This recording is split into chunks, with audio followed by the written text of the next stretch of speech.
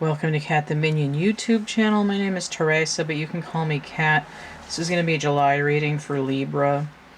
The reading that I'm doing, or the spread I should say, that I'm using for July is my Triptych Door reading. So typically it's going to have a larger card in the middle and then two smaller cards on the outside. This one looks a little weird because this card came out in the challenge position and this card is round. So this is the Wild Unknown Archetypes deck, and this is the Aquarian Tarot. So looking at the planets, the energy for Libra, there isn't really that much going on. The moon is in Libra on the 16th and 17th, purportedly / roughly, and Venus, which rules Libra, is in Leo until the 21st and then enters Virgo on the 22nd. The only thing that I'm really getting in terms of Libra energy is that because the moon is in Libra and Venus is in Leo, the sun, on the 16th and 17th, it gives me this sort of contrarian energy. You know, like for a couple of days Libra is just like, I don't want to do that. I'm not into that. I hate everything you say just because you're the one who said it. That kind of energy. So it might be, I don't get it in an intentionally like angry and immature kind of way. Just like, I don't like that. Like, thanks, I hate it kind of energy. I mean, the moon in Libra is the Two of Swords, right? It's like, I can't see it from someone else's point of view, right? It's like, I'm not gonna do it. I don't care what you say, I'm not interested, right? So if you just can't deal with someone and what they're serving up, just be like, don't talk to me right now, come back to me in a couple days so I can actually think about it. Or if you're trying to butter up a Libra on one of those days, just forget about it. Like, just wait. Better yet, wait until after the 22nd.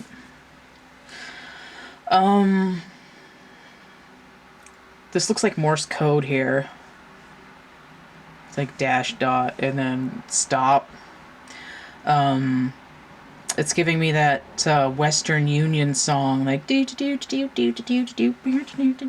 Western Union. And I had that song come up before, and I don't remember what band did it.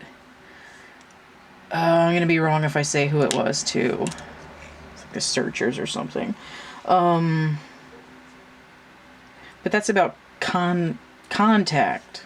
I almost said commitment, and I was like, that's not right. A little bit, I got like trying to get somebody a message, but like on the down low. So let's look at, so the Triptych Door is like, I think of it as a union of opposites, but it can also be used to compare things that are of a duality or polarity. But let's look at this challenge card first. So we have the Nine of Swords. I was gonna say nightmare, but it's like, I have a headache. Right? Don't talk to me right now. This is giving me a headache. Like, ugh. This is a nightmare. I can't deal with this shit. Nine of Swords. Mars in Gemini. Oh, okay. This is talking about what's happening on the 28th and 29th when Mercury and Mars are both in Leo. It's like the masculine energy is going through this like maturity phase, maturation. You know, like I'm fighting with my ego and it's giving me a headache, right? It's sort of like my ego has always been like sabotaging me in some way, and I'm tired of this. Like, I'm tired of my own shit. And this is how it's going to clear up, but it's difficult. But the initial concept is,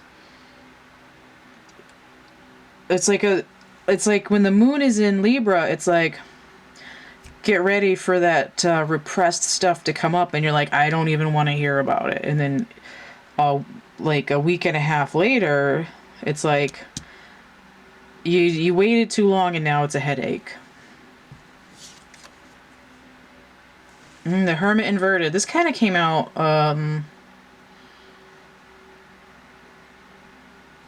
in Virgo's reading, I think it was. Yeah. The Dreams of Gaia Tarot is a little bit different, but it was essentially the Hermit inverted.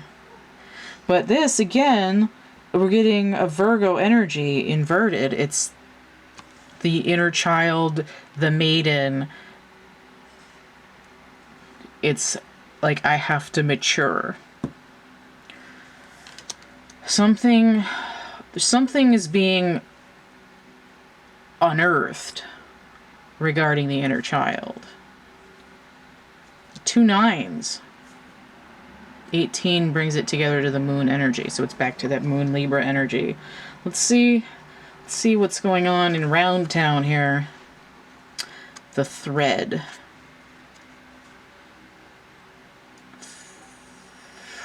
What was that? 70. I think I am going to have to get in the book for this one because I don't remember getting this card before. But look at this rainbow. It's still Pride Month as I'm reading this. But notice how the rainbow is going the other way. The red part is smaller. It's like getting that inner illumination. It's like unraveling the knot of the inner self. Look at all this darkness. It almost looks like it's like banging on... It's like the underworld banging on the ceiling, like, hey, shut up there. Let me get the book, though. I do want to read that a little bit.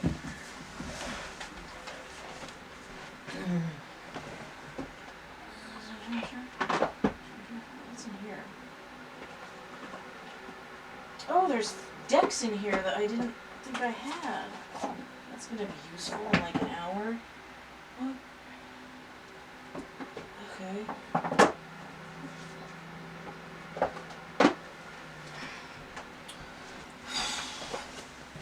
I thought I had run out of decks because I was trying to use different ones for every reading, and I found more that a box that I had not opened. Okay, so 50. This is what happens when you try to do great in terrible things with 4 hours of sleep. Let's 70. I'm gonna get there.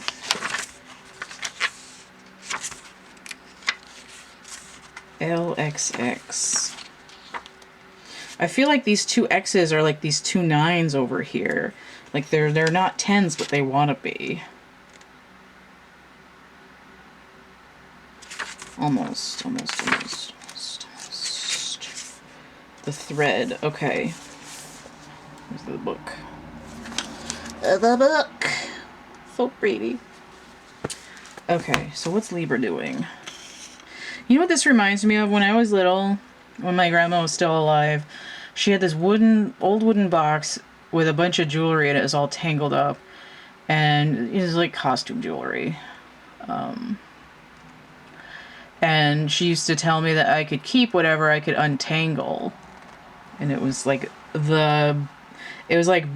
more exciting than those claw machines with the stuffed animals in it. Because you can actually get stuff out of the tangled jewelry box.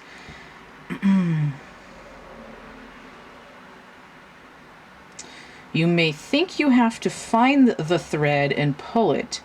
Imagine, though, that it's already tied around you, waiting for you to follow it home. Okay, that's coming in pretty similar to Leo's reading, which was about kind of letting go of micromanaging the universe and just letting it, the flow of things, like drift you and carry you to where you need to be. The circuit of meaning within chaos. Binding, frustrating, and taut. Okay, let's look at this.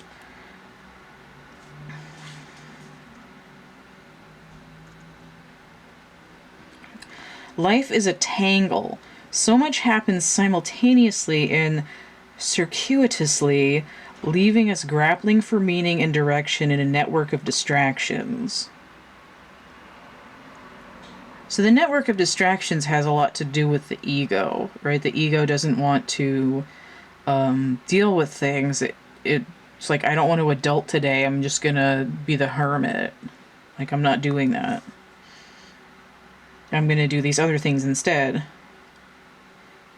When we connect to the energy of the thread, however, we strike the deepest vein in the body. Okay, that's this here, right? Like, I hit the nerve. What's the Nine of Swords anyway? Oh, I already went through that. Okay.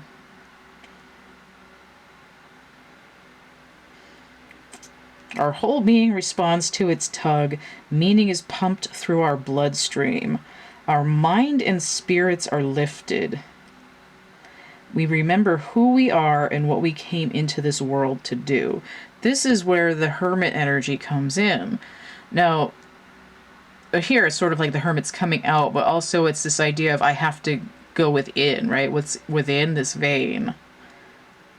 Here, because of this rainbow, it might have to do with LGBT issues. Right? I've been avoiding, you know,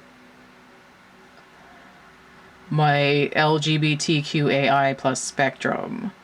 Right? I've been trying to be something that I've not. I've been distracting myself with who I want to be. I've been putting on a suit of trying to fit in with everybody, and it's not working out. Like, I need to, like, I'm not operating in my true colors. It doesn't have to be like gay, trans, and so on issues. It could also just be like the full spectrum of my personality. You know, like, I haven't been confident in being myself. I've been sort of quiet and mousy, and I haven't stood up for myself. That could be another thing like that.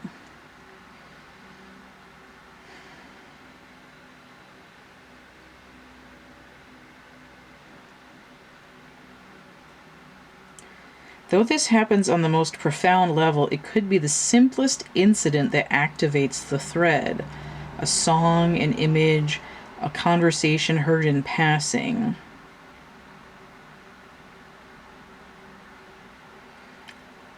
No matter how confusing and multi-layered our modern lives become, if we are connected to the thread, we are free. Being tethered to it is the only anchor our heart requires. Okay, now this is what this makes me think of. When you're sleeping, right, people have sleep paralysis. They wake up, it's a nightmare. They think there's some demon sitting on their chest. They're like, oh, Nine of Swords. The thread is like, people say there's a silver thread that connects you to, like, to your navel, basically, when you're out of body. Right? But when you're out of body, like when you're, quote, dreaming, and you're in the multi-dimensional world, you're in astral traveling, whatever, you have an energetic thread attached to your body. And it gets, like, severed when you die. But your body is normally in a semi-paralyzed state, so that it doesn't get injured while you're wandering around.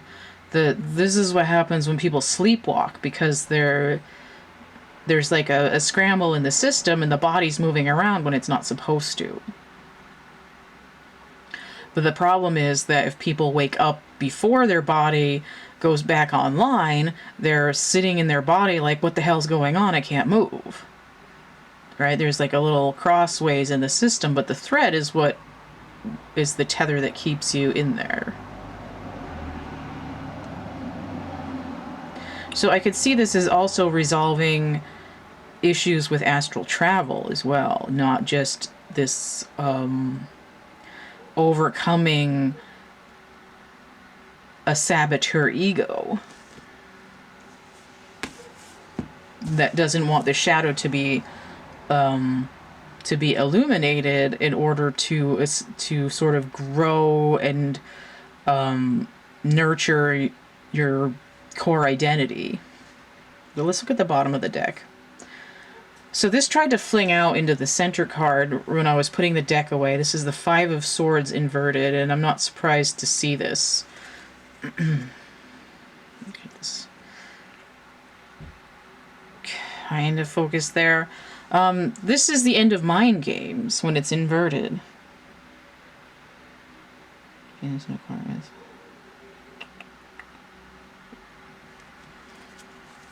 It's a little bit of retrograde energy here, but it doesn't really matter. The Five of Swords inverted is like no more mind games. Right? There's like I've survived the battle. I'm not fully unscathed, but I also don't have the gaping head wound that I thought I had. Notice the 9 and 5 is 14. That's balance, right? My thoughts are more tempered. I'm able to think more clearly. In the bottom of this deck, the Mystic. This to me is like I'm opening up my psychic abilities. I'm gonna just skim the book probably a little bit too, but 21. 21 is the World card, right? I've completed something. I'm on to the next level.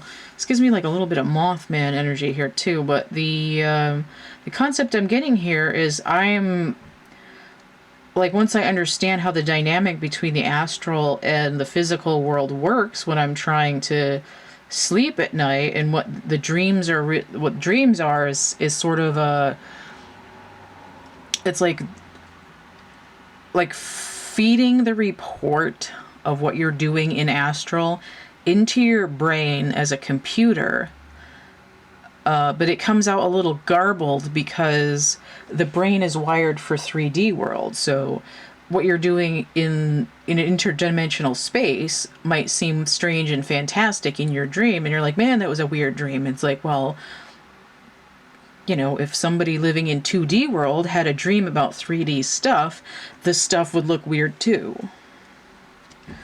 So let me just look at the Mystic real quick in case there's anything else important that needs to come out with that card.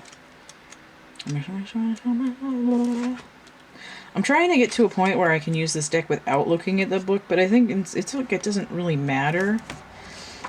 Because it's still pretty new to me, but it doesn't really matter if you read out of the book or you don't read out of the book. It's not really how you get to the message, it's that you get the message that needs to come through that day. I hate Roman numerals so much. The Seeker, the Lightworker, the Dreamer. That's exactly what I said. The Mystic is often misunderstood in our culture, depicted as a wandering or lighthearted daydreamer. Yet, like Shiva, the true mystic plays a critical role in society, remaining fearlessly dedicated to the path of transformation. In order to save the earth from darkness, Shiva swallows the poison of the world and holds it in his throat. Right? Throat energy, swords. I hold it in my throat. What's this paralysis demon sitting on me? That's the poison. Slowly transmuting the liquid into nectar. This standoff between the ego and the self that's coming in the mid to late part of the month is exactly that transmutation. I need a little extra time on this segment. They do not fear the darkness, but rather sit in the presence of it, harness the potential and latent energy behind it, and embed it with light. Right? That's like, instead of being afraid of the dark, it's like I understand what's happening at night now. And instead of just like floating out of your body on this thread, you have entirely the capability of setting up energy sentinels around you while you're sleeping. Right? You can put angels there, you can build walls, you can put dragons. It does, like, any like energy conjuration you want, you can put around your body. You can put a force field, you could put it yourself in a gilded bubble. It's in case any dark forces you're encountering like follows the thread back to your body and are like, hey, let's mess with this. You know, it's one of those things where it's sort of like it only has power if you let it, but if it makes you feel like you're in command, like you are in the mystic power to set up this sort of like Minecraft astral world around your body as a fortress, and say, oh, now I know I'm protected, then by all means do it, right? It's like, I don't need crystals, I don't need candles, I don't need aromatherapy, I don't even need the cards to do the reading, but it's a helpful tool that gives your physical body something to connect to while your consciousness taps into the astral plane. In the same way that you can imagine all this stuff protecting you, and it helps you create that intention. Instead of just saying like, oh, I don't believe you have power over me, your energy can F right off. It's like, well, I'm just gonna, you know, like I'm imagining, you know, you can't come into my force field, you know.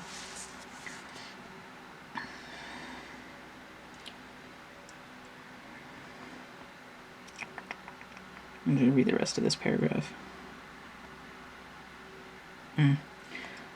So it's talking about the mystic. It says, they are patient and prudent change makers seeking growth above all else.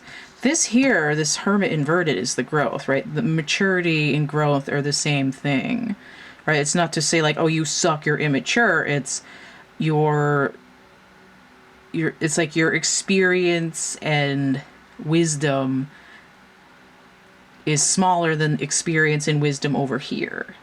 And how do you get their growth? But we call it maturity, right? When things are baby, they're small.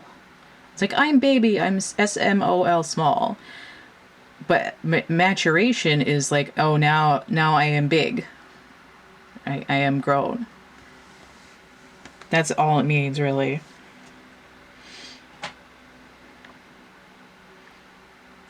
Unanswerable questions are the mystic's lifeblood. The mystic revels in mystery and the great riddle of life, dancing with the forces of light and dark upon its wings. When I see that, or I see it, something as like fluttering, right? Things that shift in and out. And I would see that as like someone observing Libra in this reading, or Libra themselves, are just sort of like a mysterious character, right? It's sort of like, it might be like, oh, nobody really knows me, or does anybody really know Libra? Like what's up with them? I don't know, but they're so mysterious. And then people are like flapping in like moths to the candle, right? Like Libra might have a little bit of a following socially of sort of like kind of like groupies, even if Libra isn't famous. It might just be like, you know, like holding court among your friends because they don't understand what this is. But this might not even happen until this maturation occurs, but people might be like sniffing around like, what are those sparks coming out of your energy field? So that's something for Libra to work to, especially with this rainbow here too. It's like all of a sudden, like ta-da, right? Like an energetic debut, even if Libra hasn't said anything to anybody. So that's something that Libra should be aware of and looking at in July. Or some of the things that may be occurring. If you'd like to get a personal reading, let me move this over a little bit. The camera, hopefully people are not going to get seasick from that. Okay, focus the sign a little bit. Right. If you'd like to get a personal reading, the list of readings that I offer and how much they cost is going to be in the description box down below here. I have not had any complaints yet. If you enjoyed this reading and you'd like to contribute to this channel, donate, tip jar, energy exchange, that's PayPal, Cash App, or Venmo, all CATtheMinion. If you'd like stuff, in exchange for that, I've got coloring books, dark poetry, merch prints, actual art items. I've got a coupon code here on Etsy, 3star17. You get 17% off your purchase of 3 or more items. Some of those are only a few bucks. So get in there with that coupon code if you're nasty. I've got some social media. You can hang out with me and whatnot. Everything here is through the link tree, linktr.ee/CATtheMinion. Don't forget to like, share, subscribe, comment. Check out my playlists tab, my discussion tab, and stay groovy, and we'll see you later. Bye.